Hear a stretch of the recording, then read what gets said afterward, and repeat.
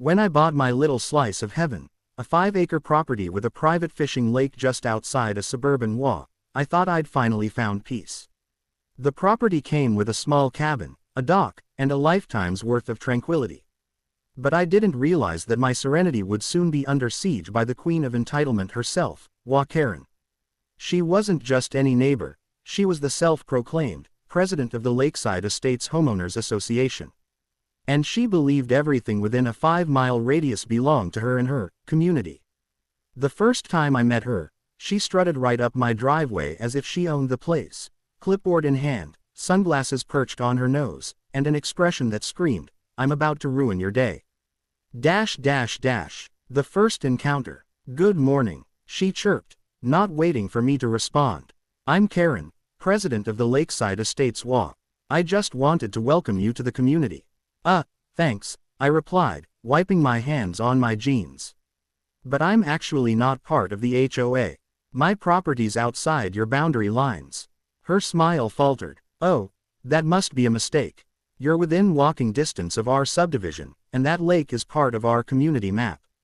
I chuckled. "No, ma'am, the lake's entirely within my deed. I bought it, water rights and all." She frowned, tapping her clipboard like she was ready to write me a citation. "That can't be right. We've been using that lake for years." "Well," I said, "you shouldn't have been."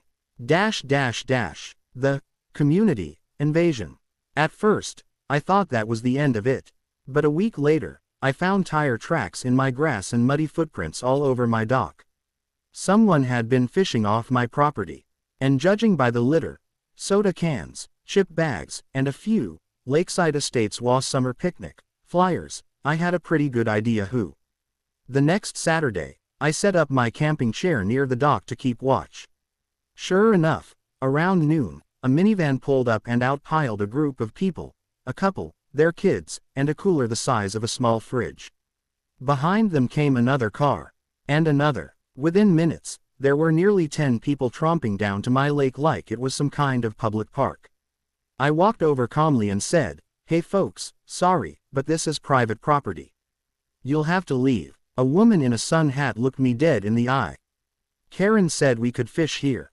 It's community property." I almost laughed. "Karen, you mean the HOA lady?" "Yes," she huffed. "She said this lake belongs to Lakeside Estates residents."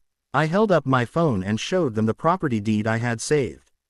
"No, ma'am, it belongs to me." That's when she muttered the fateful words that started it all. "Well, we'll just see what Karen has to say about this." The HOA confrontation. Not an hour later, Karen's silver SUV came screeching up my driveway. She marched out, red-faced and furious, waving papers in her hand like she was serving a royal decree. "What do you think you're doing?" she shrieked. "Protecting my property," I said calmly. "This lake is community property." She yelled. "It's been listed as a neighborhood amenity since 2004. I raised an eyebrow. "Do you have the deed?" She froze for a moment, then sputtered, "No, but it's on our HOA map." "That's not legally binding," I said. "The lake was privately owned by the previous farmer until I bought it last year. It's right here in the county records." She stepped closer. "You can't just fence off a community lake." "Well, I can," I said, "because it's not community anything." That's when she lost it. Full-on red-faced, finger-pointing, spit-flying rage. "You think you can just move here and change the way things are done?" she screamed. "You can't keep our residents from fishing or swimming. You're part of the community whether you like it or not." I couldn't help but laugh. "Karen, you don't make the law. You make newsletters." The fence war. The next morning, I called a fencing company. Within a week, I had a tall, black, no-nonsense fence running along the property line. I installed private property, no trespassing, signs every 20 feet. I even put up security cameras to make sure no one got cute with it. For a while, it worked. But then Karen got creative. She started holding community events right up to the property line, barbecues, yoga sessions, and kids fishing lessons. She even placed benches and picnic tables so her residents could enjoy the view of the lake, which really meant they were waiting for someone to sneak in. Then came the letters. Dozens of them. Each one was printed on official-looking wall letterhead, demanding that I cease and desist restricting community access, or face legal consequences.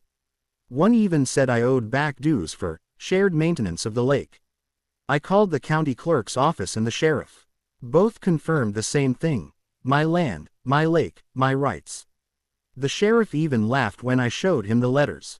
She really thinks she runs the county, he said. You're good. Just keep the signs up. The escalation. One Friday night, I heard splashing outside. I looked out my window and saw flashlights by the dock. I grabbed my phone, turned on my porch light, and called out, "You're trespassing. I'm calling the sheriff." The lights went out instantly, and I heard people running. By the time deputies arrived, they were gone, but the cameras caught everything. Two teenage boys from the WA, and Karen herself in the background, pointing toward the lake like a drill sergeant. I handed the footage to the sheriff, who grinned and said, "I'll take care of this." The next day, he paid her a visit. She got a trespass warning and a $500 fine. I thought that would end it. Oh, I was so wrong. The community meeting. A week later, I got an official-looking notice slipped under my door. Greater than mandatory community meeting. Topic: Lake access dispute. Location: Lakeside Estates Clubhouse. Time: 6 p.m. I almost threw it away, but then curiosity got the better of me. I showed up that evening, jeans, flannel, baseball cap, and sat quietly in the back of the clubhouse as Karen stood at the podium. "Neighbors," she began dramatically, "as you all know, our beloved community lake has been stolen from us by an outsider." Murmurs filled the room. "This individual," she continued, glaring directly at me, "has illegally fenced off a resource that's been part of Lakeside Estates for years. We must take action." I raised my hand. "Karen, I'm the owner of that resource." The room went quiet. "I have the deed right here," I said, holding up my folder. "It's not part of your WA. Never has been," she snapped. "You don't belong here. This meeting is for residents only." "I am a resident," I said. "Just not of your kingdom." Someone from the back, a quiet older man, spoke up. "Karen, my wife and I have lived here 20 years. That lake was always part of old Miller's farm. He let us fish there sometimes, but he never said it was ours." Karen turned beet red. "You're mistaken." The room erupted into whispers. People began pulling out their phones, checking property maps, county listings, and even old Google images. Within minutes, the truth was clear: the lake was never part of the HOA. Karen stormed out before the meeting even ended. Sweet, legal revenge. I figured that was the end. But a few days later, I came home to find my fence covered in WA flyers that read, "Greater than, no one owns nature, reclaim our lake." That was the final straw. So, I did what any fed-up landowner would do. I went official. I called my lawyer. Together, we filed for a formal no trespass order against the HOA. Then, we drafted a cease and desist letter addressed directly to Karen, warning of civil action if any more residents entered my property. My lawyer also suggested something brilliant: posting an official, members-only, fishing sign with a lockable gate. Within a week, I installed a keypad entry and set up a small online fishing permit system. $20 per day, limited to approved guests only. I even invited local veterans and kids groups to fish for free. The next time Karen tried to bring guests to her lake, she found the gate locked. When she demanded access, I simply smiled and said, "Sorry, members only." "You can't do this," she screeched. "It's discrimination. It's property law," I replied. The HOAs fall from grace. Word spread fast. Residents started realizing how far Karen had gone. The lies, the fake letters, the dues she'd been trying to collect for lake maintenance. Turns out, she'd been padding WA funds for years under beautification projects that didn't exist. At the next WA election, she was voted out unanimously. The new president, the quiet older man from the meeting, came over one afternoon with a pie and an apology. On behalf of Lakeside Estates, he said, "I'm sorry for all the trouble Karen caused. We looked into it, and she was using WA money for personal expenses. She's facing an audit." I accepted the pie, cherry, my favorite, and told him not to worry about it. Water under the bridge, I said. Or in this case, under the dock. Peace at last. Almost. Months passed peacefully. The fence stayed up. The lake sparkled again without all the trash and chaos. I hosted a couple of charity fishing events, and life felt good. But Karen, oh, she wasn't done. One sunny afternoon, I caught her standing outside the fence with her arms crossed, glaring at me as I cleaned my fishing gear. "Enjoy it while you can," she said. "You can't keep the public from nature forever." I smiled. "Actually, I can. That's why I bought it."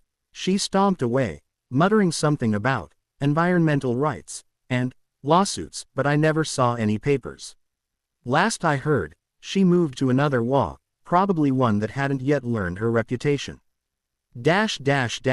Epilogue. The irony of it all.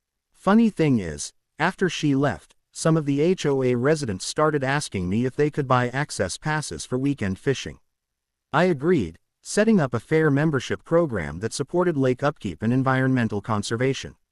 Now, the same people who once yelled, "community property," are the ones helping me maintain my lake. And they're happier for it. As for Karen, a few months later, someone sent me a screenshot from her Facebook page.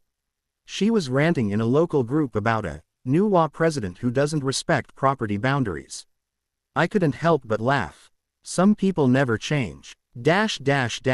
Moral of the story: when someone screams, "community property," check the deed. Because sometimes, community just means what Karen wants.